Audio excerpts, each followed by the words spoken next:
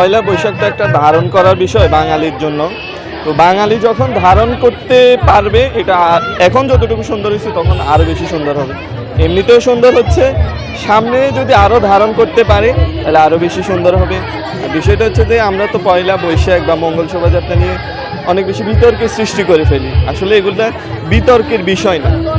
বিতর্ক থেকে বেরিয়ে আমাদেরকে স্ব সংস্কৃতিকে ভালোবাসতে হবে, ধারণ করতে হবে। আমাদের 1433 বঙ্গাব্দের এই মেলাটা আমার কাছে অনেক আনন্দময়।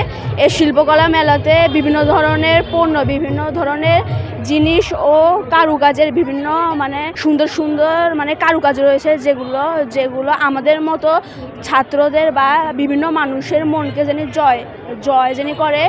এই উৎসবটা আমার মনে অনেক আনন্দ এনেছে। এই উৎসবটা আমার খুশিকর দিনের ভিতরে একটি ভালো দিন। পয়লা বৈশাখে সবাই আমরা একত্রিত হচ্ছি এবং মেয়েকে নিয়ে মেলায় ঘুরতে আসছি, খুব ভালো লাগতেছে। সবাইকে শুভ নববর্ষ।